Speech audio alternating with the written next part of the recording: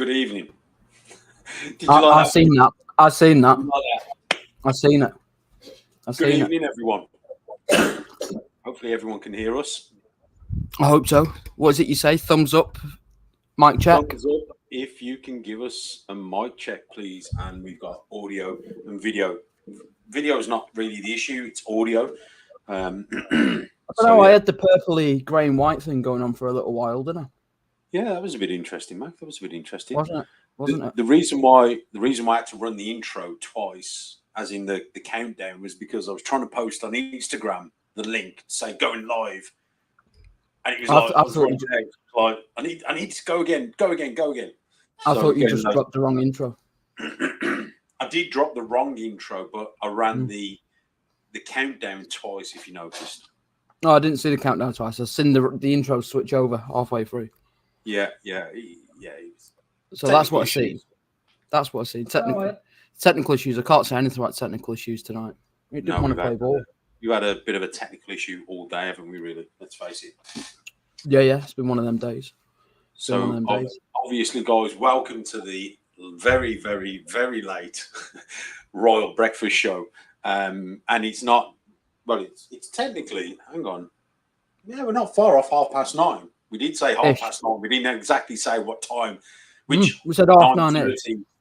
Yeah, we didn't exactly say which 9:30 of the day. We did say we'd do 9:30. So I did dub it the Royal Night Show, as in KNIGHT, the Royal Night Show. Just play on words. Yeah, that's a good one. That's a good one. Just to play on words. So did you get your deliveries done? Yes, I did, and I got stopped by the local constabulary as well, by the local policeman. Were you going too fast? No. I wasn't speeding. I was driving very sensibly, and they wanted to pull me over because they liked the look of the car. Profiling? Well, yeah, you could say that. They drove past me and looked at me, give me the eye as they drove past me. I think that was a bit, everywhere I went, because they pulled in front of me and they was watching where I was going, and I was pulling off at this junction, and I was just going to go, do I just pull back on the motorway and give it a bit of a, you know what I mean? Give them a bit of a police camera action, or do I just do as they say? So I did as they said when they then pulled behind me very obviously, and I was like, yeah, here we go. Morning, officer. Oh, we went with officer, did we? Not constable. No, officers. Morning, officers. You okay? Okay, fair play. Anyway, enough chinwagging. Should we say hello? Yes, we shall. I know someone's asked me about the car, which is important. We'll get that out there. But let's say hello to the early bird. I've got Chris Dunn. That's who I've got. Good evening, Chris. Well done. Well done, Chris. Steve Walker following a close second. KNC Royals following a grand third. Perfect. How are we all? Melly's coming in. Lovely Mel. KNC Royals, JQ Ball Pythons, Steve Walker, MJ Signs, Jason Bailey. Good evening, Jason. Kane Chris. Good evening, Candymania Andy. Sean at Smooth Balls. I see how it is. Throw me under the bus. Mac is having issues. Ha ha ha. Well, it makes a change because normally I have issues. So you do. Andy Mania, was that oh dear Mac? I know, lol, Mac. Thanks everyone. Erin, good evening. Jason from S&J Royals, good evening. Mountain Morphs, Luke Randall, Chris Barber. We need to do a special shout out for Chris Barber. Yeah, you mentioned. We'll come back. You mentioned Texas Kid Reptiles. I didn't hear you mention Texas. No, I got to Chris Barber. Where have you seen Texas Kid? Texas Kid. I missed Texas Kid. I do apologize. I'm just going straight back past Texas Kid. Sorry. Erin, Chris Barber, Luke Randall, Malcolm Crab, Liam from Snake Station, Ashley Godber, Chris at Rednall Royals, Cara from Sunnyside, or it's not Sunnyside. What is it? Sunny Scales, Sean at Smooth Balls. Chris, Sam and Molly's Exotics. So we've gone from S&M to and Sam and Molly's. Sam Serpentine, Wayne and Alice, good evening from Canada. Are we still in Canada or are we in Ireland just yet? Are we still over in Canada? Serpentine are in I thought they were in Ireland. And me. Have you gone back? We'll come back to it. Maybe, one's over here and one's over there. Maybe. CBR Reptiles, Chris Jake Green. Chris made a very important point. It is a breakfast time somewhere in the world. I'll take that all day long. Yeah. What car you got, Gav? We'll come back to that. Malcolm Crab, what car were you driving, Gav? Take it you was in the Merc. Even all omnibus, is it? Something like that. Wayne's in Ireland. Perfect. MJ Logo Designs. That's because Molly was being left out. She put her foot down. I don't blame her. I'm leaving. Infinite Reptiles. You forgot Infinite Ball Python. Sorry, not Infinite Reptiles. I'm not doing very well tonight, am I? Mate, you missed Good evening, Infinite Ball Pythons. Good evening. I do need glasses. I don't know where they are. MJ Logo Design again. Molly was putting her foot down, feeling left out. Don't blame her. And Cold-Blooded Clowns. Good evening, good morning, good afternoon, wherever in the world you may be. Good evening, good morning, good afternoon. So it is that time of night where I can enjoy a nice rum and coke. So there's no coffee to hand at the moment, so it's just rum and coke, unfortunately. Kraken, obviously. So we're just getting it there. Cold-Blooded Clowns is in New York City. Very nice. Been there. Fantastic place. Loved it. So, yeah. Obviously, I was on the road this morning, so we really couldn't do a breakfast, the Royal Breakfast Show live. So we kind of tried it on Instagram, and it didn't really work because the signal dropping out on my end was horrendous. So we tried to still bring you some important information that's been going on in the world of reptiles. And we kind of did that job. So we thought we'd cut the show a bit short, and we thought it wasn't fair. So we thought we'd do a late night show tonight. So shall we discuss the news that we said today? Should we go over that? Yeah, let's fly over that quickly. So it's obviously, guys, if you don't know or if you haven't read, a bit of sad news. Doreen from the IHS has sadly passed away. It was very sudden. She passed away in her sleep peacefully.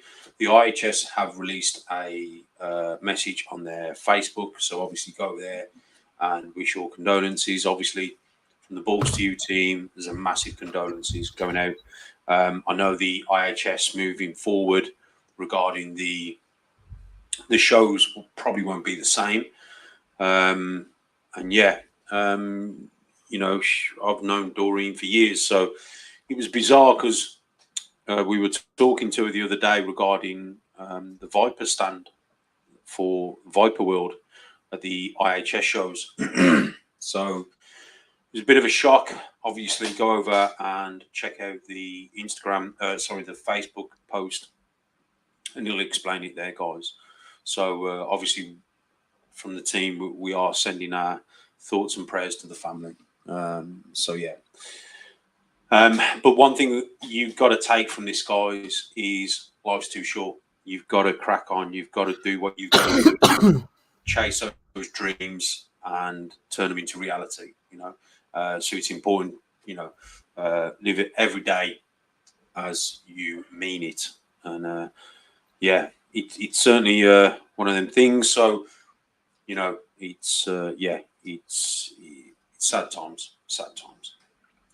So I'm going to raise a glass to Doreen. Rest in peace. There we go. Right then, let's get on with the show. Obviously, with the Royal Breakfast Show, we like to do positive, helpful information, answer questions, talk about various things that's happened. Mac. Yes. We have a special guest lined up for the Balls to You or the B2U Breeders Club. We do. If you guys don't know,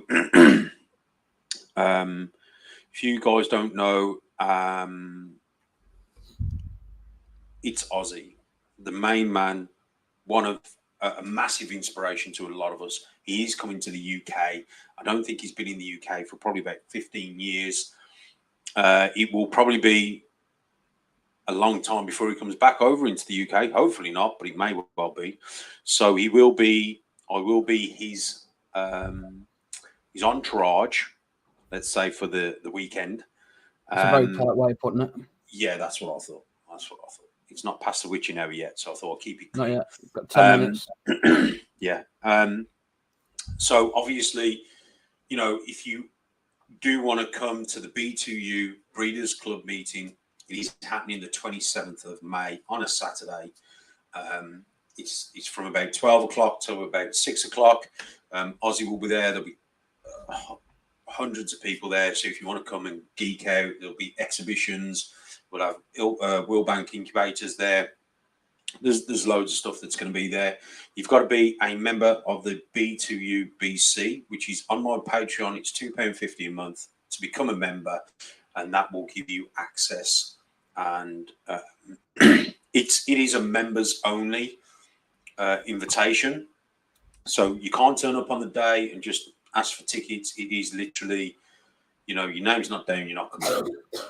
I've been asked several times why we're doing it this way, especially when the likes of SWC and the ARC from MJ are doing things slightly different. And people have said, well, how come Balls to You are doing it this way? So you just want to touch on that for me? Yeah, so the reason why is because when it's an open event, now I know the SWC, they do vet people before they give the tickets out, which is exactly how we do things. The difference is we want there to be a community to make out that, look, it is a breeders meeting. There's no pets there. You can buy no pets. It's not like that. It is literally exhibitions, and it's for breeders. It's a breeders meeting for breeders. So there'll be high-end animals there for you guys. There'll be, introductory animals there for you guys. So if you want to get into the hobby, all that sort of stuff, there'll be tons of people to speak to. The reason why we're doing it this way is because we want to look after the community. We want to make sure that the community, we're getting a lot of flack, not so much now, but we have been in the past from a lot of, the antis and a lot of animal rights activists, all that sort of stuff, because they don't understand what we do. And even if they do understand what we do, 9 times out of 10, they just don't want us to keep animals. They don't want us to keep dogs, cats, and all the stuff that we enjoy, as our pets. So doing it this way, we can keep a tight control on who's who. We vet everyone. We make sure that people are who they say they are, which then gives us a nice and a fantastic atmosphere within the venue. And it's all dead chill, dead calm. The first B2U Breeders Club meeting we had, everyone, I was looking around the room at one point, everyone was laughing and joking, and you could see people smiling, even the people that weren't really into the hobby, and like the other halves that had come along, even they were getting involved in chatting, and the kids was there, and we had competitions for the kids, courtesy of MJ Logo and Designs. So, it's a community thing, and we want to know who's who. We want to know the people on a personal level, as opposed to being just a number, and that's not knocking the ARC. It's not knocking SWC. I support both of those events. And guys, if you haven't got tickets for those events and you want to go, please, reach out to the people who run the ARC and reach out to the people who run the SWC. Fantastic bunch of guys. And they get a lot of support from us. It's not that different how we do things. We do it this way because it's a members thing. It's a club thing. It's not just we want to do multiple events through the year. Anything that's raised at this show and potentially the next show, we are donating to the Brian Barczyk Legacy Aquarium Fund.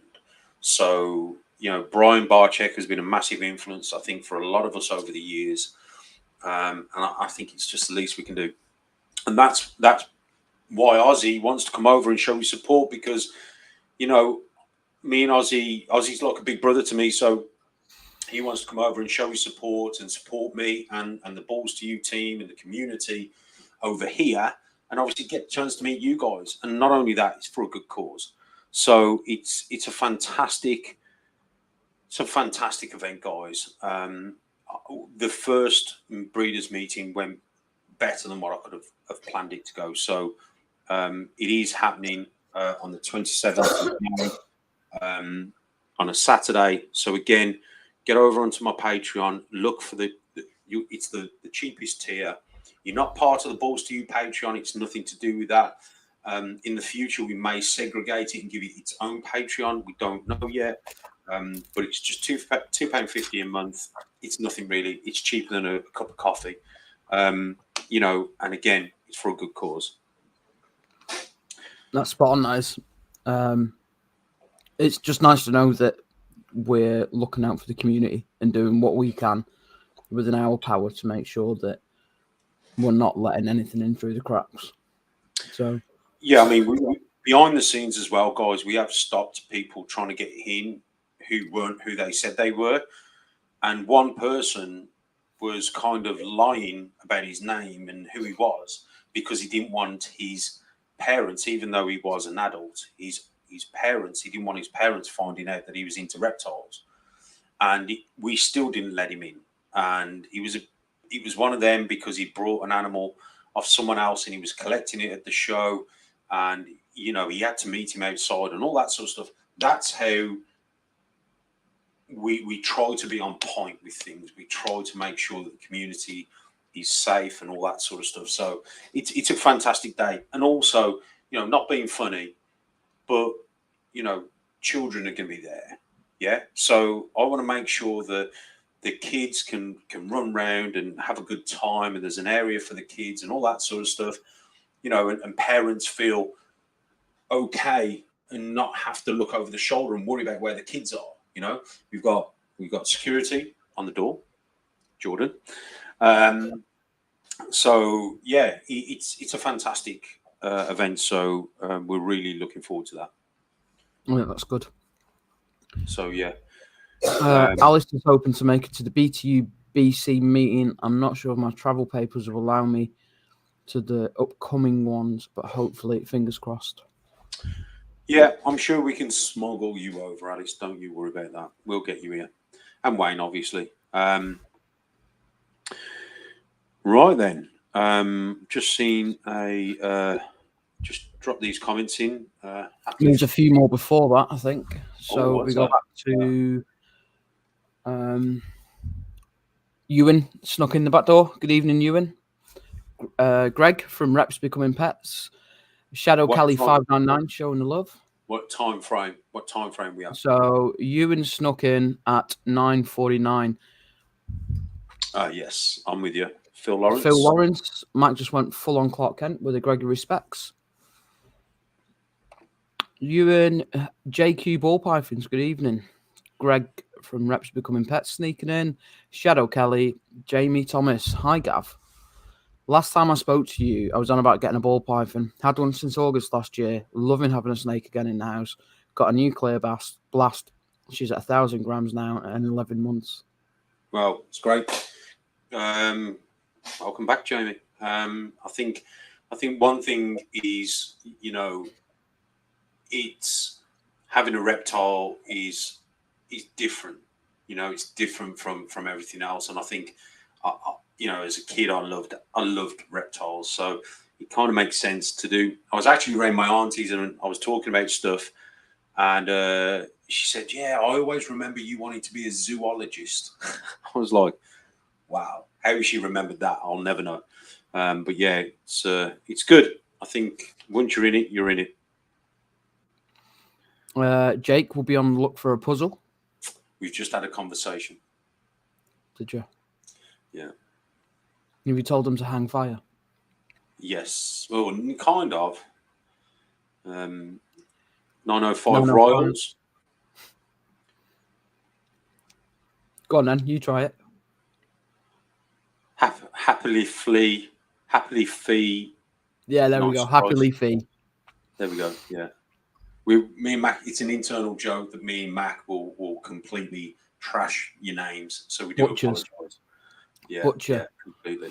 Andy took Andy a full day to do a lap of the tables at the last meeting. Yeah, he was enjoying himself, walking around. There's plenty of smiles coming from him and his family, which is good to see. Absolutely awesome.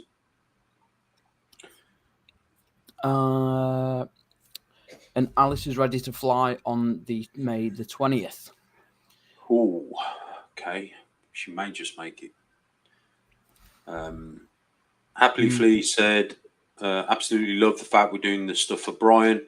Well done, man. Thank you.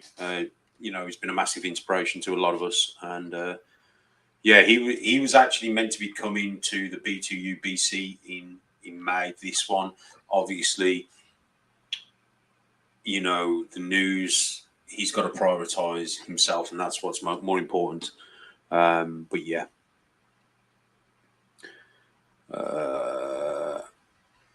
Liam from Snake Station, hoping Scott will do a quick talk about UK ARC. Yeah, I spoke to Scott the other day. There's a lot of legal stuff that needs to be done first, which is why they want to get the momentum. Basically, with UK ARC, it's fantastic, and already the community is behind UK ARC, as a lot of us have always been behind US ARC, and we always will be, because support what supports you. And I spoke to Scott the other day, and he's going to come on the Royal Breakfast Show and do a talk. He just wants to get a few things in place first to make sure that, because there's a lot of legal stuff that goes on, guys. It's not just, we're going to do this. There's a lot of legality stuff, as you guys know who follow USR. There's a lot of stuff behind the whole process. So he wants to make sure everything's all right, and he's got everything right. And someone from the UK ARC will jump on, and we can ask questions. Nice. 905, got to make it professional and family friendly as possible. That's 100%. To Wayne setting up in Ireland, waiting for for Alice and the Snakes to arrive. Kay's always watching the kids. They're crazy. The kids just like to have a good time. Yeah. None of the kids were at any bother at the last show. It was brilliant. No. Yeah, absolutely awesome. Mel agrees. Kay's kids are awesome. Yeah. Jordan could only just about secure a box of cereal. Listen, wait till he sees his setup this year. He's got an SIA badge and everything. He's got an SIA badge. He's got a chest camera. He's got a walkie-talkie. He's full.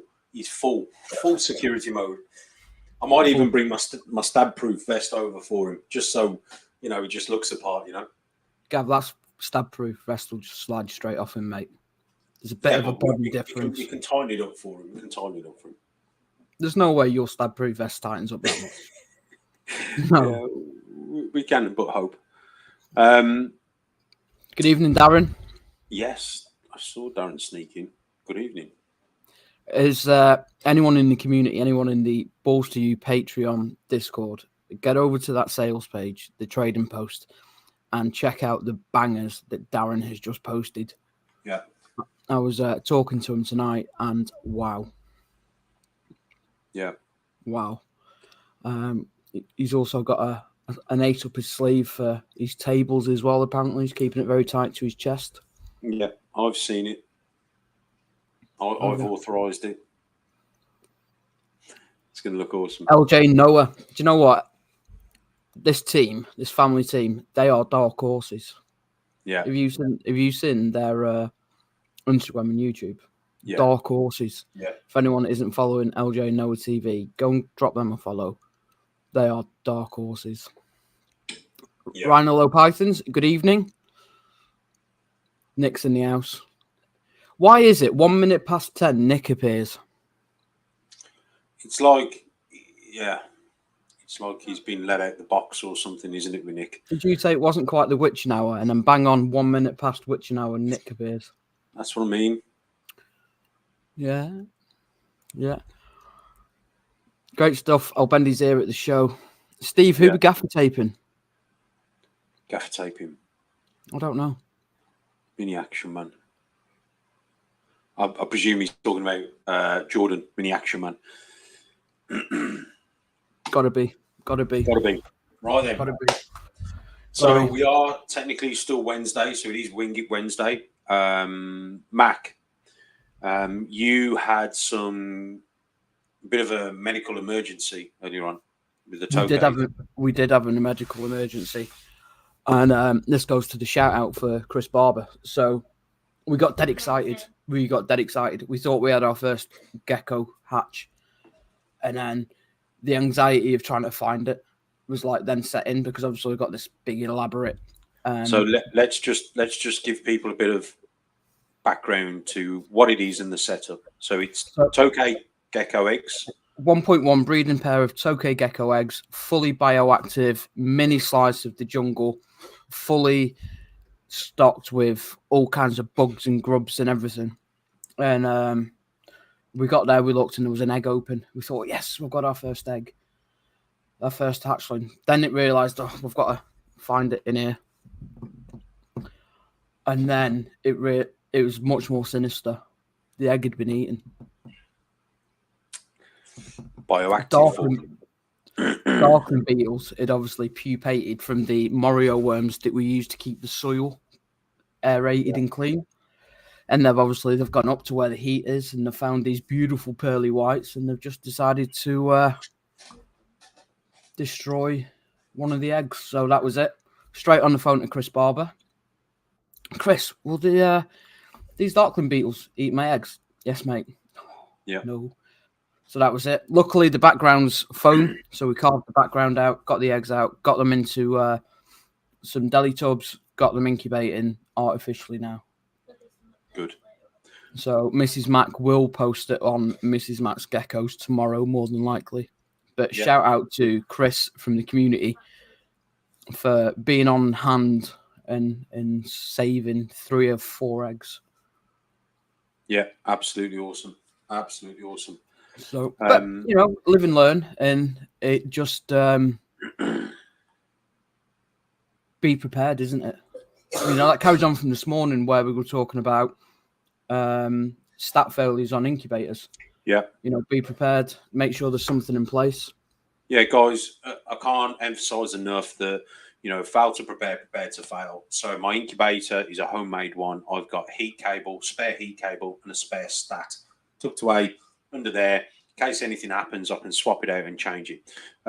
So just be prepared with anything that you may be considering to breed, whether it be, geckos to ball pythons to be monitors.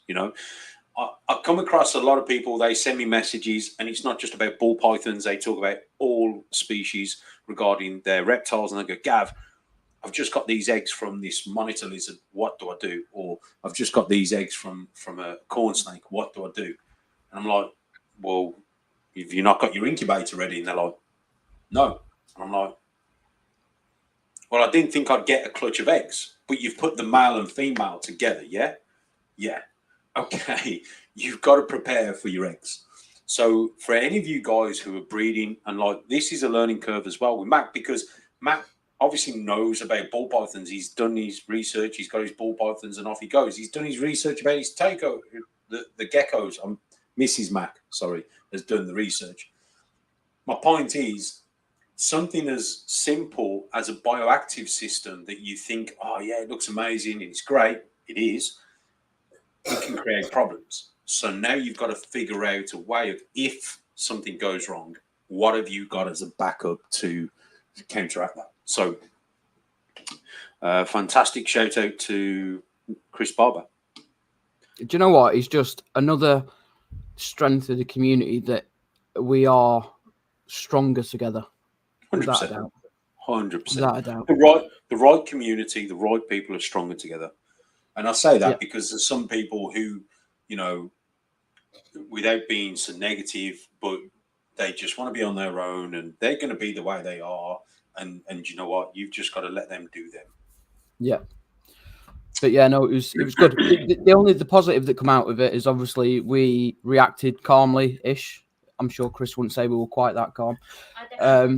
But we managed to candle the eggs and know for sure. So we candled all three. All three were good. And then on the last one, Mrs. Max in some movement. So that was it. She was ecstatic. She said movement in the eggs. So it was really good. So perfect. It was good. Ian is right on cue. Watershed, hence Nick appearing. Yeah. Steve agrees. Yeah. Gav's got some great looking puzzles. Yes, I have. Courtesy of Paul at PMC via Nick. Nixon Reptiles. Hey there, everyone. Good evening, Nixon Reptiles. Frilled Neck Dragon, welcome along. Sam and Molly, breeding gecko eggs. Yeah, it's so weird to see two eggs rubbing together. You'd never get it out of your head. Yeah. Wayne and Alice have just joined the Patreon. Welcome to the Madhouse, just like Jason said. Yeah. Nick, these things happen, mate. You know. Good evening, Toby. Good evening, dude. Toby. And we've got with a super chat. We've got a super chat. So, guys, if you don't know what a super chat is, it's basically a donation. Anything that's donated on a super chat, we will donate to the complete Brian Barczyk Legacy Fund or Legacy Aquarium. So I know Jason is very good friends with Brian. And Jason's a great guy. I love Jason. He's great. Whenever we get a chance to hang out, we do. He needs to do more videos. So, guys, if you are following Jason from Morph Mixology, go and give him a kick. Tell him to produce more videos, more content. And, he's an absolute gent. He did some amazing stuff for USARK. He built some 3D printed stuff to raise money for USARK. Absolute top guy. So, thanks for the super chat. Jason, that will be heading off to your good friend and my good friend, Brian. Thank you. Chris Barber, nom nom. Yeah. I was amazed to see that they got through the shells of them. I was amazed. Anyway, Jason Bailey, welcoming Wayne and Alice. Good evening. To the Meadows. Yeah. Isla, good evening. Isla's got a hog that eats her own eggs. It's brutal. At least we managed to save some. Oh, you wouldn't have thought that. I wouldn't have thought hog noses would eat their own eggs, but you learn something new every day. Weird, isn't it? Andy Fagan, good evening. How are you guys? All well, thank you, Andy. How are you? Nick White calling Chris out for being cruel. He is. But he was there to the rescue, so we can't say too much. Always happy to help where I can. Thank you very much. Steve Walker, Incubator's been running now for 2 weeks, just waiting on the eggs. Fingers crossed for you, Stevie. Yeah, we've got a question coming. Yeah, from Liam at Snake Station. On your last YouTube video, Gav, you mentioned getting more females from your incubation method. I meant to comment asking, but forgot. So it's something I've spoken about in quite a few videos, and I'm not going to tell you anymore. You need to go back and watch all my videos and get all the clues, write it all down. There's a little bit of information in each video, so you've got to go back, guys, and watch every video to get the full lowdown. No, I'm only joking. So I've been practicing this method now for this will be the 7th year or 7th season, let's say. And I first got wind of it back in 2014.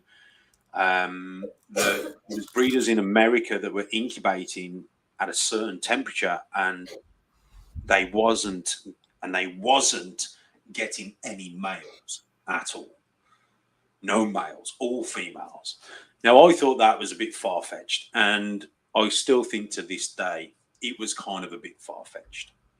However, I started incubating at a particular temperature, and I noticed that my first season of doing this, now bear in mind, the seasons before, I was always collecting data. So I was able to I had a a foundation of data that I was able to use before I swapped over.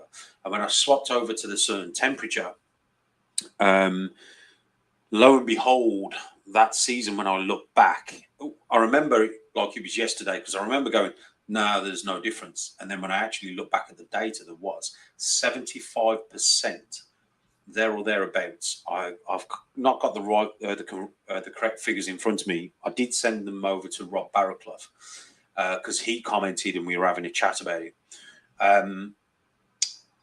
Let's just say 75% in the first year was females. Now, that doesn't mean 75% in every clutch is female. It means that over the whole course of breeding, I had 75% more females than males. So I thought, you know what, it's just a fluke. I will continue and just see what's what. Sure enough, the next year, boom, virtually the same figures. Next year, again, I was kind of not in, I was kind of in a bit disbelief. Next year, boom, there it was, and so on and so forth to this present day.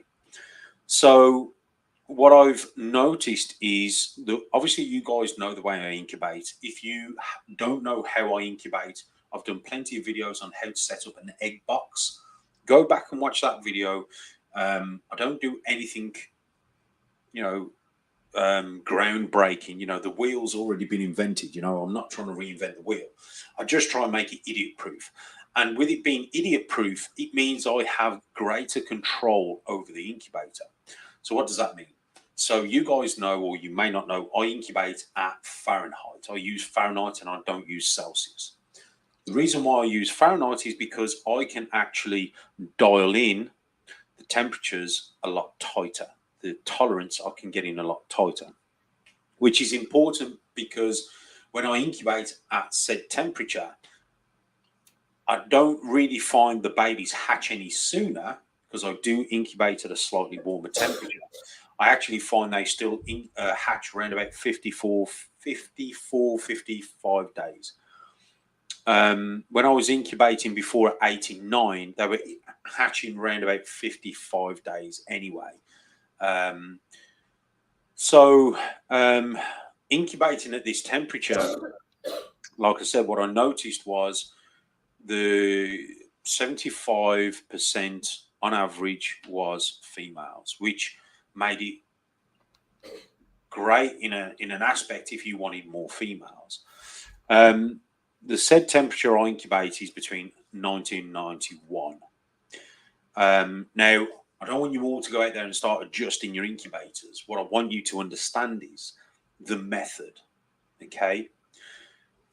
If you're incubating in Florida and you're using stuff like press and seal, I don't know if this temperature will work for you guys, but it definitely works for people in this type of climate in the UK. Now, I do know Canada and places in America is very similar to the UK regarding, the seasonal change and temperatures and all sorts.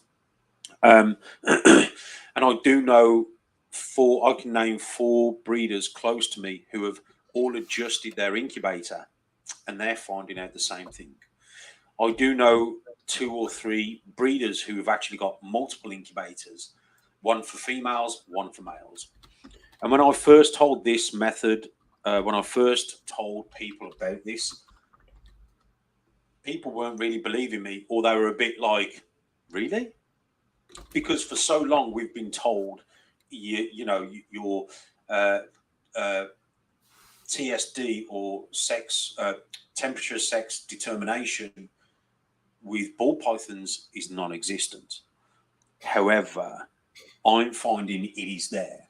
Now, there is a lot of variables in that. Like, Rob Barraclough is very, very knowledgeable in this sort of thing. And he was talking about a lot of variances that could have an effect on it. But I've been doing this now for, like I said, this is my 7th season. And in the first clutch that we hatched, 75% of those babies were females. Now, I may have a next clutch that may be all males. But I'll guarantee you by the end of the year, my data will be there to suggest it's 75% females. over males. You know, so there's a lot to be said about it, and I'm not advising people to go and adjust their incubators. You guys do what you want to do, but those people who have, and I've talked them through it, they are seeing that 75%. They are seeing an increase in more females than males. So it's a long-winded conversation. I was speaking to Mike Wilbanks, and he went quiet on the phone. He was like, and I could feel the yeah right type. And I said to Mike, Mike, you think I've been smoking something, don't you? And he went, yeah, I do. And I said, Mike, to your respect, you know, you do thousands of clutches a year. You're not going to find that data, that information. But I guarantee you, if you set up a couple of your incubators somewhere separately in one of your reptile rooms and you follow this method, you'll see for yourself. And he was kind of taken back. And I think it's the same stuff when I spoke about ASFs or multis back in the day, and everyone was going, oh, no, it's not. No, it's not. Da, da, da. Then all of a sudden, everyone's breeding ASFs and they're seeing the benefits from ASFs, you know. Even people in areas that you're not meant to breed ASFs, they're breeding ASFs because they know the benefits. So I can only tell you my information, my data, and, you know, I'm not here to discredit anyone. And I know science is science, but who thought that spot nose and chocolate would be illegal? Who thought that banana would have a sex-linked trait? You know, so there's still lots of stuff about the ball pythons that we don't actually know. And it'd be very ignorant of us to go, actually, we do know it all, and Gav, you're wrong. Okay, I'm wrong. But I'll carry on incubating the way I'm incubating and hatch more females, and I'll be happy with that. You know? So I'm not here to, like I said, discredit anyone or, you know, call anyone out. Nothing like that. It's just literally my data that I'll share with you. The Patreons, you know, I share a lot more. I'm always open and upfront regarding it all. So, yeah, my advice to you guys would be, you know, do your research, you know, look at your incubation method. And, yeah, if you guys want to give it a try, give it a try. But it certainly works for me. And a number of breeders out there who have tried it have said exactly the same thing. That was a bit of a long one, Mac. You finished? I think so. Good. No, it's interesting. I'm joking. It is interesting to hear about figures and facts and data. And one thing that you have taught us and the rest of the Patreon is data is king. Yeah. So we are first season and we are recording a lot of information. So just so we can look back and see if something goes wrong, what have we changed? What did we do differently? Was there a problem? Yeah. So, no, we appreciate it. I think it's important, like I said, to understand the, you know, your journey, and if you document it, you know, and you look back at the data, you will see a difference. You will see something that you've not realised before, and boom, it'll be there. So, you know, really think about, you know, how you incubate, because I see a lot of people, and don't take this the wrong way. If you're in the UK and you're trying to incubate how a breeder does in Florida, it's completely different circumstances, completely different weather, completely different humidity, temperatures. Yeah. If you're in Florida, incubate like other breeders do in Florida. If you're in Canada, incubate like the breeders do in Canada, you know, because I see a lot of people trying to make a Frankenstein incubation method, and they're using a bit of Billy's, they're using a bit of Justin's, a bit of mine, a bit of Aussie's, a bit of this, a bit of that. And it kind of, you're going to cause problems with your eggs. You're going to cause problems. So you really want to concentrate on you know, look at the breeders around you where you're located, and copy them, because if it works for them, it's going to work for you. I've had people message me about using, they use press and seal and they've had problems and this, that, and the other. And I'm like, well, look, I don't use press and seal, so I can't help you. My advice would be, whoever you copied your incubation method, reach out to them, because they may have the answers. And it may be something simple that you've maybe missed on a video that you need to correct. So incubation, you've done all this hard work, you've done a lot of stuff to get to where you are. The last hurdle is incubation to a certain degree. You want to be able to make sure that you kind of got it right and not made it complicated for yourself. Spot on. I can see the comments mounding up here, so we'll have a fly through comments and see if anything picks up. KB Pythons, good evening, gents. Good evening, KB. Chris is at his first clutch of Leo eggs tonight. Get in. Isla from Reps Becoming Peps are on their countdown for eggs as well. 905 exotics, 100%. KNC community is amazing. Did I miss? No, I haven't. It's further down. Nick White, nice one, Chris. Phil Lawrence, Chris, and others too are always helpful. Are always so helpful. Makes this a wonderful hobby to be part of. Alice says Billy at Mutation Creation is incubating their clutch right now. He's going to send them over when they're done. Awesome. Spot on, Billy. Robbie's talking TS. Hey, peeps. 905 didn't know that hogs would do that either. No. Ash from Hamley's Hatchlings. Good evening. Good evening, guys. Ash. Let's smash that like button. There we go. Well done, Nick. Jake Green. Very common in birds and reptiles to have temperature-dependent sex determination, TSD. KNC Royals. I watched the videos and it worked for us last season. We'll see how this season goes. Definitely go watch the videos. Greg from Reps Becoming Peps. Set our incubator up from Gav's video and we had 75% average over 3 clutches. Nice. Yeah. Patrick, a little bit of everything. Saunders, what up, guys? And to all in the chat, good evening. Patrick's always commenting on everyone's videos. So massive shout out to Patrick. I'm going to give a shout out to Patrick. So Patrick released an amazing music video. It is, I believe, on his YouTube channel. He was the star of it. It is awesome. I tried to comment on that, but they turned the comments off. So I'm going to give my shout out to Patrick, a little bit of everything. Saunders, Patrick, great music video, dude. Switch on that notification, switch on the comments, mate, because you deserve a lot of praise for that video. It's awesome. I love it. I'll check that out after the live. Yeah. Steve Walker sneaks to set his incubator up to 90 degrees. Isla, Rob Barraclough has some great videos. Yeah. Will's hella heat. Hey. What up, Will?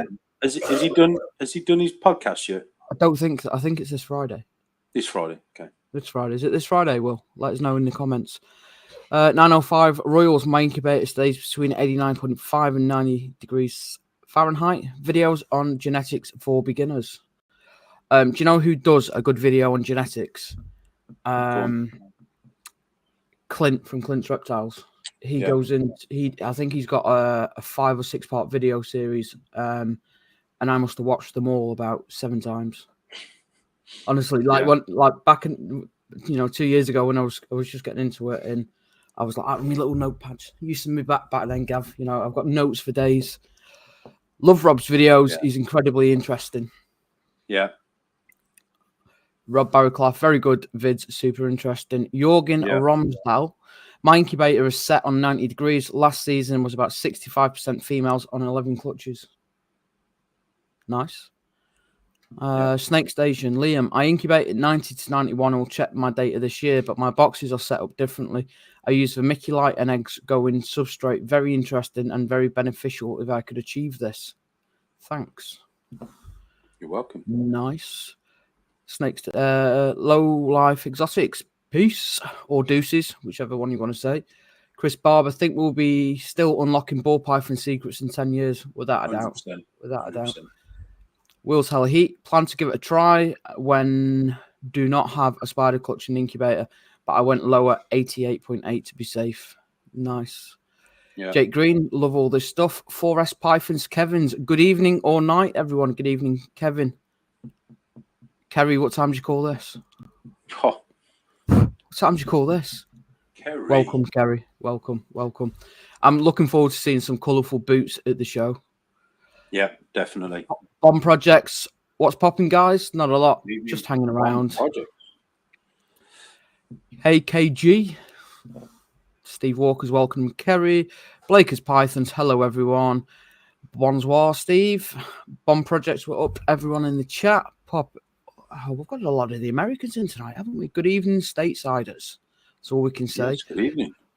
Low Life Exotics, 905 Royals. Dean Piercy. Hey, hope you're all doing well. Michael from Excite Ball Pythons is here, ladies and gentlemen. Good evening, Finally. Michael. Nice to see you. Nice to see you. Michael's here. Lots of hello from everyone else. Welcoming everyone else in. Jason Bailey, Nick White. Hello, Michael. Morph Matrix. Hello, Michael. Hi, Toby. How's that Ultramel Hypo clown you're hiding, Michael? Michael's doing some things. Casey, I'm off to the land of dreams because we'll be up at the crack of dawn. Good night, all, and thanks for the time, Gavin and Mac, as always. Okay, have a good night. We'll see you soon. Good night, guys. Thank you. Michael, the frost hypo is close to laying and will all be het puzzle. Nice. That's what we like to see. Lots of good nights for Kay and Chris. Sorry, guys, got to go. Night all. Good night, Erin. Good night, Erin. Love these shows. Great community from Berglav Reptiler. Woo, we're all caught up. Wow, it's amazing. That was a few. That was a few comments. Yeah, definitely. The one thing, I want to mention as well is that there's more than one way to do this hobby, and the good thing about it is there's no one method which is the right way. It's whatever works for you. And the information that I put out and other YouTubers put out is to help the community decide which way they want to do things. And also, Rob Barraclough, he's in the tropics, so he doesn't use any heat. He uses his ambient temperatures to do all the work. Now, I don't use ambient temperatures. I use hotspots. And, we spoke about this before on some of the Discord lives and the Patreon lives, where your female, after she's ovulated, she will actually be internally incubating those eggs, which is why you see your females lying upside down and the belly up in the air, because what they're actually doing is warming up the back to incubate the other side of the egg. Okay. And what you'll find is if your temperatures are off on your hotspot, normally the females like 88 degrees Fahrenheit. If they're off, like if they're a little bit cooler, they'll hold on to the eggs a little bit longer. So instead of laying in the 30 days, it can go up to 56 days. I've seen some females lay. If your temperatures are too hot, then they will lay earlier. And again, I've seen them lay as little as early as 21 days. So, there's still a lot to learn from this species. And, there's not another... And I could be completely wrong, but I'm going to go out on a limb and say it anyway. There's not another species like ball pythons, which says a lot. Even in the reptile world, there's still a lot that we're learning from the ball pythons, as opposed to, we think we know about genetics, because we had this discussion on Discord a couple of weeks ago, and we could actually stand here and say, actually, we've got no co-dominance or incomplete dominance, and we've got no dominant genes. Everything's a recessive with markers. Pastel could be a recessive for the super pastel. So really, when we see a pastel, that could be het pastel, and the super pastel could actually be the homozygous version, or the heterozygous version, sorry. So there's still a lot to learn, and at the end of the day, as long as we're all on the same page, then that's all that matters. But there's still lots to learn, and we'd be ignorant to get involved in the Facebook arguments when people go, "That's not how you do it. This is how you do it." Don't be them guys. Don't be ignorant. Keep an open mind, because if you keep an open mind, you'll become a better breeder and a better person for it as well.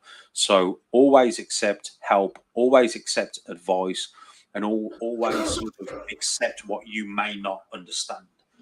So it's going to be interesting over the definitely 10, 20 years. We're going to be seeing a lot of interesting stuff come from this wonderful hobby of ours, and we're going to learn a lot of stuff, and that's what it's all about, learning. Yeah. Mel looks forward to seeing Liam's. Nope, we've missed some. Greg has done the same with the spider clutch. So I think it was Will Salahit was saying that he has incubated a spider clutch at a lower temp because of the possible issues with the spider gene, to hopefully avoid that. So that's an interesting theory. So if anyone don't know, there was an article written that was sent over by Chris at CBR Reptiles. If you want that article, get over onto Instagram, give Chris a follow, drop him a message, and he'll forward that article over. They actually done some research on the neurological issues on the spider, and it actually turns out it's an ear issue, or an ear canal issue on there. And if you think about it, when we get sort of an earache or we get an ear infection, our balance can go off. So that article was very interesting. And again, it just shows that until people put the effort in and the research, we can only think we know what's going on. Oh, it's a neurological issue. They've got brain problems. Actually, now it turns out it's not a brain issue or a neurological issue. It's actually down to the ear canal being disformed or not formed correctly, hence why they get a bit of a wobble. So bit of stuff out there for you guys to think about. And again, that could be temperature related to how they develop in the egg. But if it's not, and it's a genetic issue, then it doesn't matter if you incubate at 88 or 91. I used to incubate my spider clutches around about 89 to 90, and my spiders, they had no head wobble. So, there's a lot of important information out there that, we've got to learn from each other and share with each other so we understand what's going on. Yeah.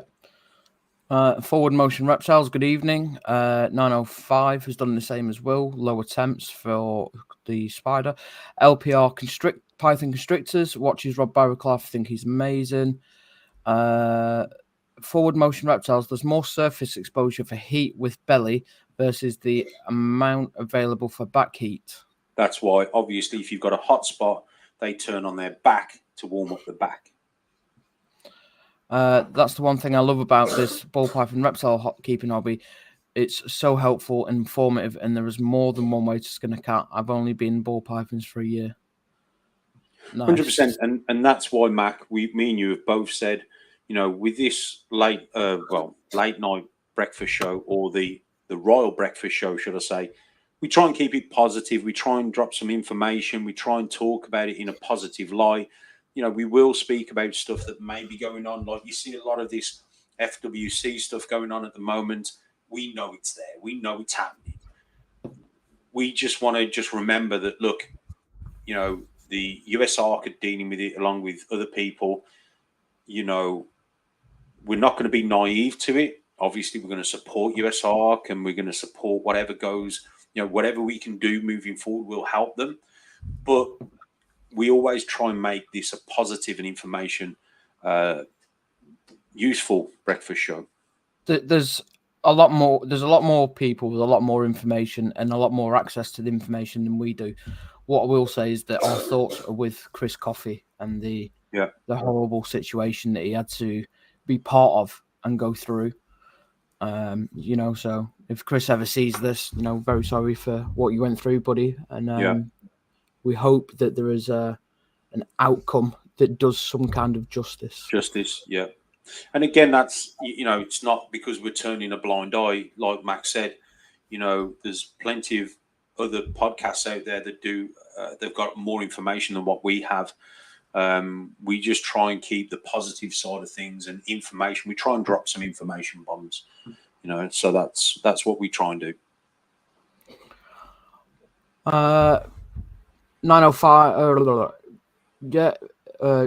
Greg reps at becoming Peps. Yeah, he's very good, but as Gav mentioned, something differ as he's in the tropics, but genetics are genetics. Yeah. That's right. 905 and LMK, we're just having a conversation about this. Robbie's talking TS. It's a breath of fresh air coming from the Tarantula YouTube side of things. I think with the positivity and the information sharing. Yeah. Ian from Eyeballs had a poly box with one tub in it. Temp was 99 Fahrenheit on the top of the egg box, so I presume it was a tad hotter at the bottom. 5 out of 5 eggs, 4 female, 1 male. Interesting. Greg heard the spider world is nuts. No idea. No idea. Good night, all. Real enjoyed the quick jump on. Thanks for all the info. Every day is a school day. Take care, guys. Good night, Isla. All the best. Good night, Isla. Dave and Kelly's in the house. I'm going to say it's Kelly, not Dave. I'm going to say it's you Kelly. reckon? Dave and Kelly. I reckon it's Kelly. Okay.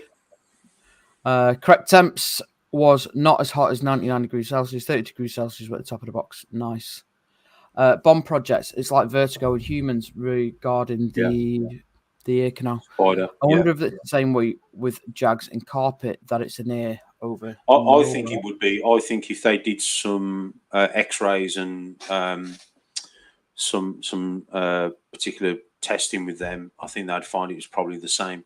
But it's interesting because, again, for years we always thought, it's a neurological issue. Neurological meaning a brain, and actually, and it makes sense. It's an ear canal problem because if we put something in our ear, we can lose our balance. If we got a bad ear and we put the cotton wool and the stuff like that, we can lose our balance. And it's like Bomb Project said, like Vertigo. It can really knock your sense of balance off. Yeah. Will Salahit, good to know. Good point regarding Jag, Carpet, Serpentine. Andy's going to catch the rest of the show tomorrow. Good night, Andy. And Will's Hella Heat podcast is supposed to start Friday if we can get the webcam working. Had Windstream come out and install a new modem, and they knocked over my tripod with the cam lens pops off. Oh, wow! Oh dear! Oh dear! Oh dear! Oh dear! That's a shame. So it is Wing It Wednesday, and I like that.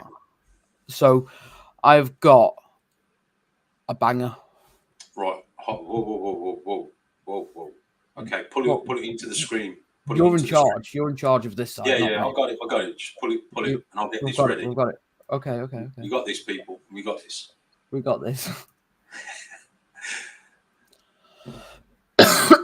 Let's go. The Royal Breakfast Show bangers. We need the trumpet sound from from Brassman Reptiles. Definitely, we'll get that set up. Here we go. So I've sent this around to a few people. I sent it into a few chats, and I don't think anyone's got what it is yet. So if you've seen the video, don't mention what it is. But can anyone take a guess what we've got at play here? Spot nose. We've got 4 genes at play. Spot nose, DG, hypo, exantic. What exanthic? It'll be black exantic. Yeah, you've seen the video. No, I haven't. Swear down, I haven't. Have you not? No, swear down. It's nice, isn't it, Toby? Do you like it, Gav? Honestly, no. Do you not? No. I am not a fan of these. It's not. Let me just explain. I'm one of these people where I won't, if I don't like something, I'll tell you. I'll be honest. Yeah. It's not that I hate on it. It's just that I don't like it. And that's okay to say that. It's okay to say you don't like something. You're not going to get lynched in the corner. Okay. I do believe that I feel that we are accustomed to thinking more is better. And I think less is more. So, for example, I think there's still a lot to be done with the Black Exantic project. And then when you're layering on top DG, Hypo, I just think it takes away from those other projects, including the Black Exantic. Me personally, I'd rather see, something like I use the same genes, something like a super blackhead, Black Exantic, keeping it simple but working the Black Exantic project so you can see what the Black Exantic does without making it too complicated. Yeah. We saw this back in the day with Kevin McCurley. When Kevin McCurley started making listen, 4 gene combos was like, holy God. And then Kevin McCurley would come out with a 7 gene and a 10 gene. And it just was like, oh my God, everyone was going mad and loving the fact that he'd got 7 or 10 genes, but it looked like soup. And not knocking Kevin, but soup is amazing. Everyone Steve just said soup. it. Steve literally put it in the comment there, just as you said soup. Everyone loves soup. Soup. Why does people love soup? Because there's everything in it. It tastes great. But when you look at it, it doesn't look very appealing. Now, if you put a steak with a nice portion of side, home cooked chips or something like that, or potatoes next to it, that's a gourmet meal. Less is more. If you're going to stack genes, you want to make sure, and this is my opinion again, you want to make sure that those genes kind of complement each other. I don't even know who these snakes buy, and I'm not knocking it. I haven't seen the video. I presume it's a Canova production. Nope. Oh, okay. But what I will say is less is more. And again, I'm not knocking it. I just feel you want to be able to appreciate the Black Exantic project without having everything else on top. That's what I think. I think it is probably the first DG animal that I've really, really, really liked. So, but I don't know if that's the pattern, because I'm not a fan, and excuse the term, I don't want to upset or offend anyone here, the washed out coloration. Yeah. Everyone knows I like my oranges. I like it vibrant, but something has drew me to that, and I don't know what it is. I haven't watched it. So it was DJ from Reptiles for Centuries, Gav. Yeah. And it was it just come up on my recommended videos, and it was actually the name that, and maybe this is it. The name drew me in as well. So it was Aquaterra, I think he called it. I'm sure it's around there. So it's a really cool name. And then I don't know if that, and I've had a lot of conversations with people about the importance of names, and I don't think the Pompeii would have been as successful had it not have been called the Pompeii and the promotion that he did in the lead up to it. So seeing the name, that instantly caught me. And then it really is the first DG combo that's grabbed my attention. So I was right then. DG, Hypo, Black Exantic, Spot Nose. You were spot on. Right, okay. So absolutely nailed it. And again, I've not seen the video. I didn't know it was DJ. DJ makes some amazing stuff. And that's the thing, guys. It's okay, like I said, to say I don't like it, it's not for me. Because there's nothing wrong in that. That's why we've got this hobby with so many genes, so many combinations, so much we can do. And there's something for everyone, So it is a nice looking animal, but it's not something that I'm going, wow. Yeah. I think DJ's done some amazing stuff, and that is a powerful animal. And I've spoken about this before on Patreon. You've got beautiful looking animals and you've got powerful animals. The idea is to make a powerful, beautiful animal in my eyes. So that to me is a powerful animal. What way would I take that? I'd probably have to put something darker in there, like black pastel, leopard, confusion, acid, go a bit darker just to get a bit more contrast back. But it's a powerful animal. I can't take that away from it. It was. I think the reason that I've chose that tonight as my banger is because it's, like I said, it's the first DG project that I've seen where I've went, I like that. And I don't know why. The pattern, the name, the overall appearance, the fact that it's got black xanthic in it, I don't know, but I like that animal, and it's it captured me. It's obviously not something I'm going to be rushing out to make anytime soon, with the availability of black xanthic being relatively low, and I think DJ said it took him 5 years. I think he had a female slug out 2 years in a row, so it's taken quite a while. Yeah. But yeah, I was drawn to that. Hence the banger for the evening. And here's the thing, Mac. It's a banger in multiple ways. It's a banger because you like it. It's a banger because it shows DJ's, determination, perseverance, and patience for that combo. So we've got to give that props.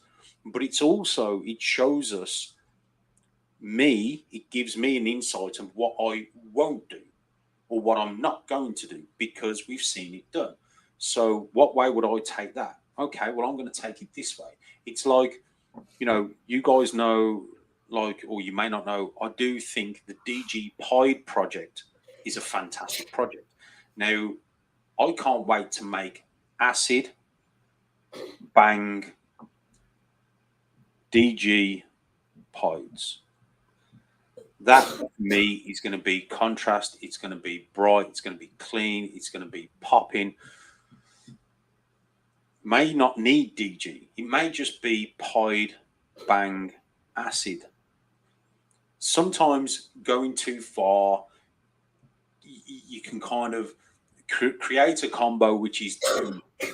So it's important to look at stuff in a positive way. So even though I'm not a fan of that animal, I'm still looking at it from a positive aspect and going, well, actually, it's a powerful animal. It just shows what can be done. And DJ's, perseverance with making that animal. So there's a lot to take from that animal. And I think it's a great banger. Absolutely. Oh, it's spot on. So it is. There's more talk about steaks in the chat than there is snakes, because you mentioned steak, Gav. But you can see everyone loves a good steak. You can see everyone loves. And that's what I'm trying to say, guys. Enjoy your journey. Just because there's people like, DJ and Justin who are hitting these amazing animals, you can still enjoy your journey and enjoy what you do, and just really, concentrate on what you're doing. That's what's important. It's great to have a dream and an ambition, but just concentrate on what you're doing, and sometimes less is more. So a few people had seen the video, so they didn't comment. 905 Royals, near enough nailed it. Hypo DG Xanthic. Michael says it's too pale for him. Toby's answer to everything in a minute, just add Ultramel, which nobody can disagree with. Steve Walker, creamy and pale. MJ, it's nice but not exciting her eyes. Frilled Neck Dragon, is that normal? Shop said it was Het Banana. It's actually Dave tonight, not Kelly, so I was wrong. Oh. Jason would like to see it with that hypo. Patrick, Gavin, what's up, my brother? Good, bro, good. Some well-timed soup from Steve, who absolutely nailed it, just as you were saying it. Yeah. Steve also wants a steak right now. Jake Green, triple cooked chips. Jake. Add some onion rings. No offense to Kevin, but most of those 7 genes start with crap quality single genes to begin with and make ugly combos. Yeah. And again, back in the day, we hadn't line bred a lot of stuff. It was coming straight out of Africa, being bred to this, that, and the other, just to try and make a pastel, for example. So now we have the ability to line breed things. We can revisit some of those combos, and also understanding what's been in those what's in the mom and dad, because that's the other thing. You see so many people putting 3 gene animals together, 3 gene male, 3 gene female. You've got 6 genes floating around. And then that's if the 3 gene female and the 3 gene male are really 3 genes. They could be 2 genes or they could be 4 genes. So you've really got to understand that, there's a lot behind this. And again, not knocking Kevin, we will have him on and discuss some stuff from back in the day. But Kevin was really leading the industry and showing us what could be done. And again, taking that negative, the fact that I was looking at them going, well, there's another orange snake. There's another white snake. There's another black snake.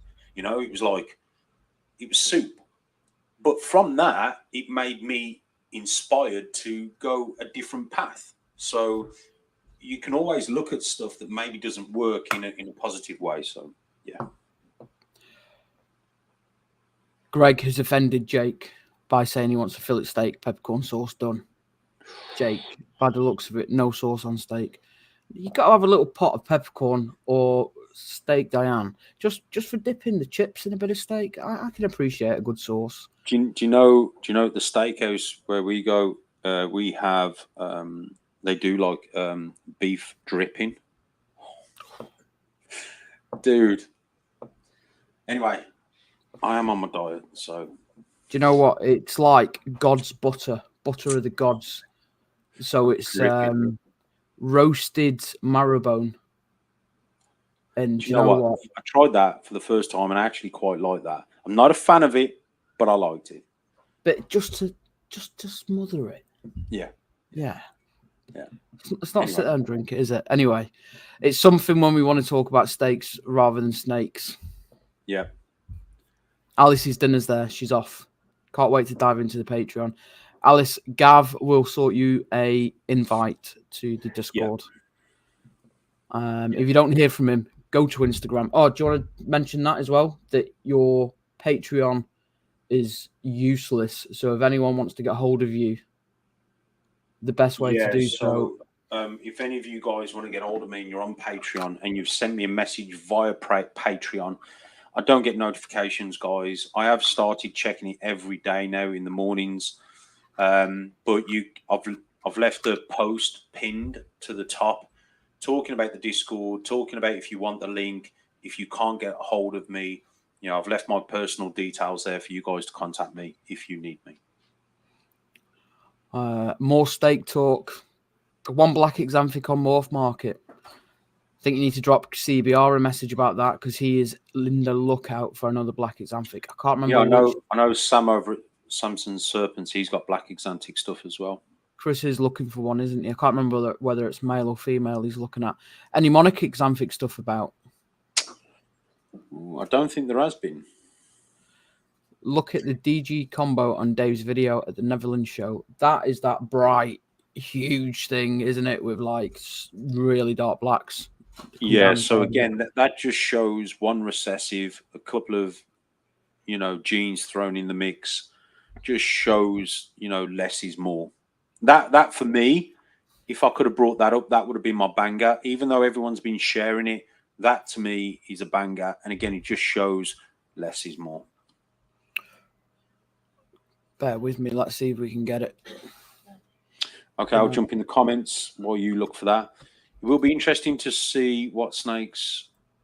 Be interested to see that snake in a few months, like exanthic browns out as it ages. Yeah, possibly blue, pink, but not blood. We are still talking about the steak thing. So here's my banger. Hang on. Do.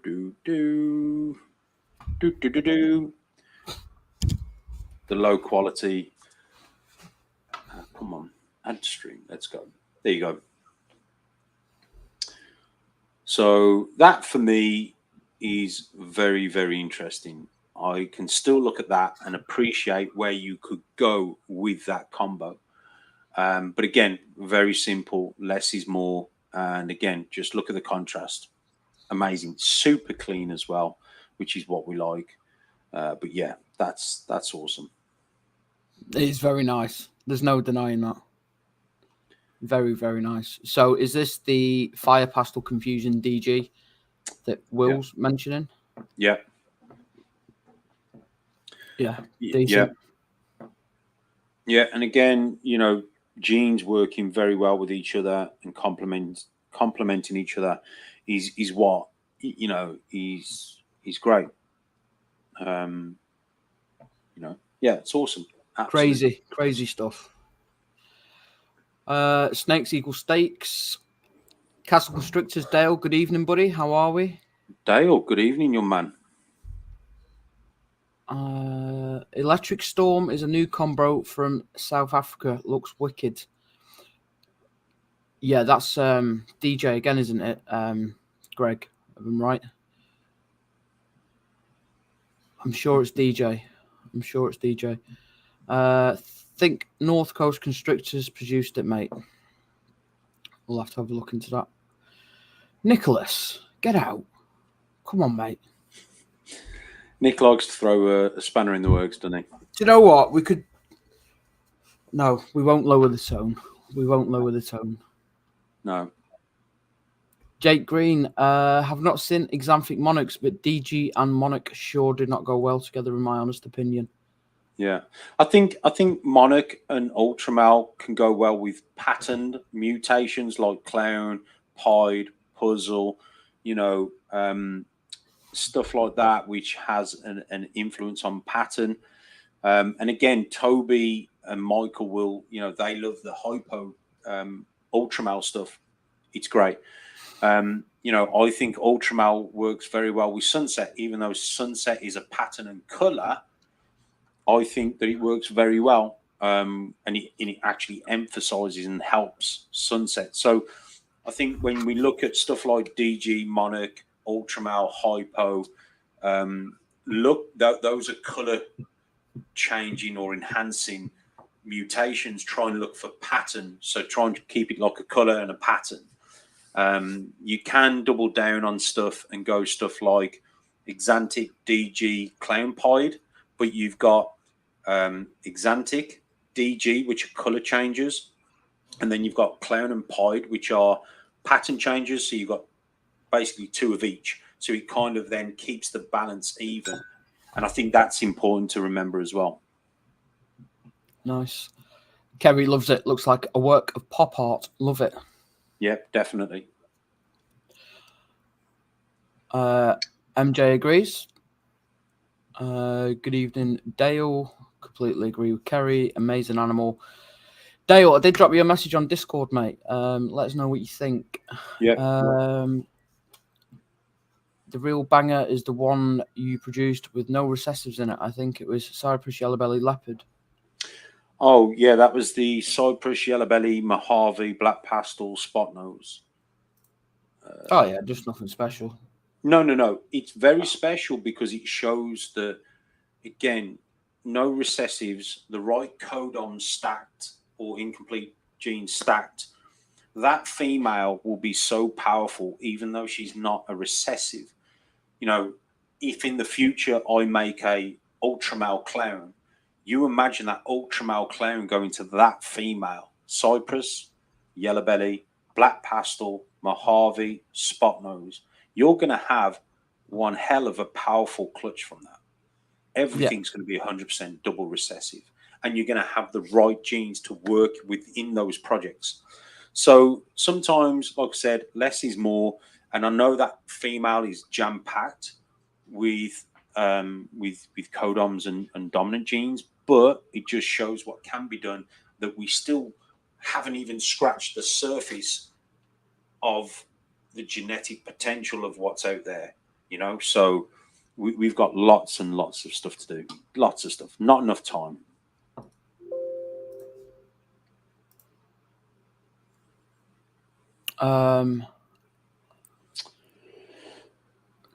No. Do you know what?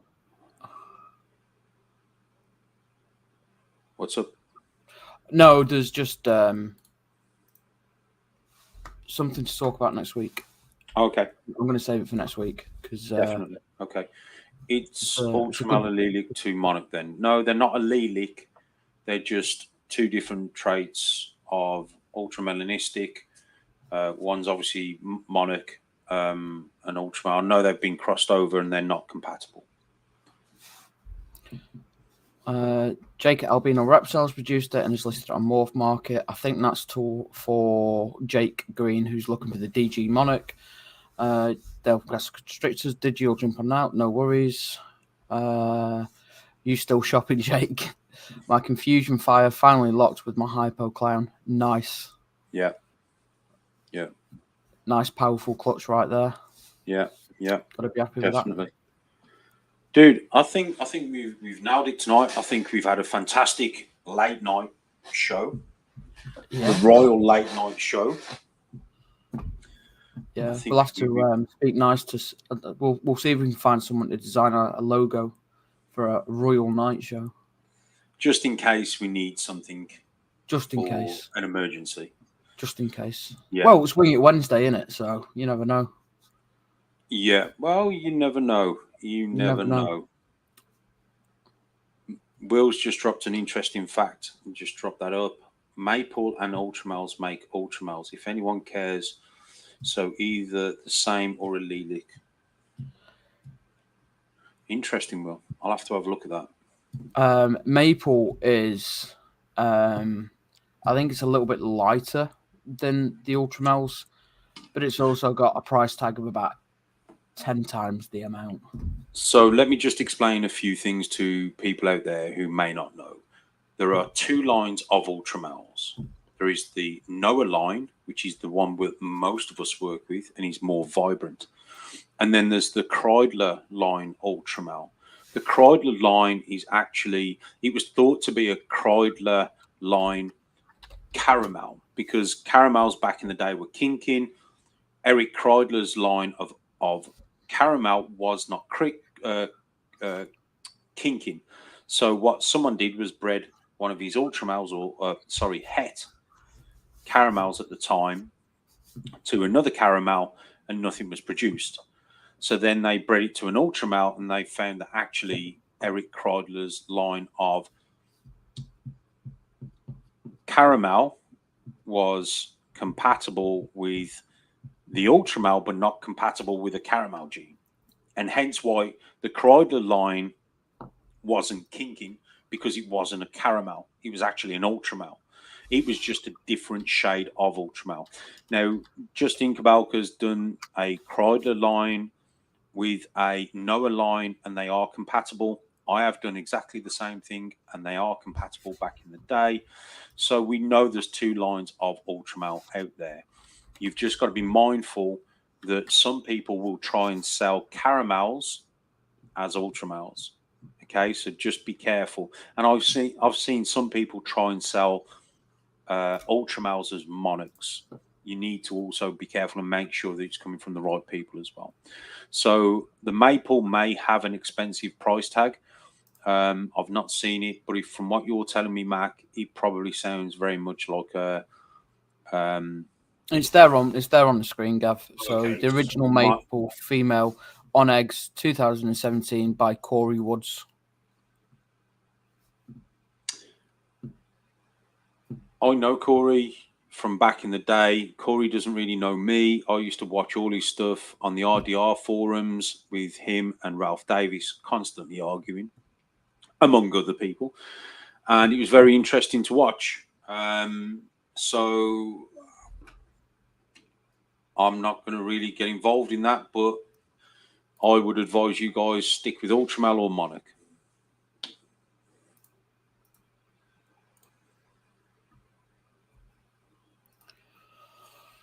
Yeah, that's a good one. All right, then. That's it, then. Guys, thanks for everyone to watch. Thanks for everyone who's watched, everyone who's participated in the live comments. Guys, if you can, and you're going to rewatch this at a later date, drop a like on the video, leave us a comment, let us know what you think about the whole Wing It Wednesdays that we do, and the whole... We do have a structure to a certain degree, but yeah, it is very much very open mic. We like to get you guys involved, and yeah, I thank everyone for being involved. Definitely. Right, then, I'm going to say good evening. We've got a few things that I need to catch up on. Good evening, Mac. Show you that later on. Right, then. Good night, everyone. Good morning, wherever you are. And I will catch you all next time we go live. All right. Good night, everyone. Good night, everyone. And I'll say exactly the same, guys. Take it easy. Enjoy your breeding season. Hope you're all well. Remember, you're either part of the problem, part of the solution. It's entirely up to you, whichever way you guys want to be. My advice would be, don't be part of the problem, be part of the solution. Take it easy, everyone. See you next time.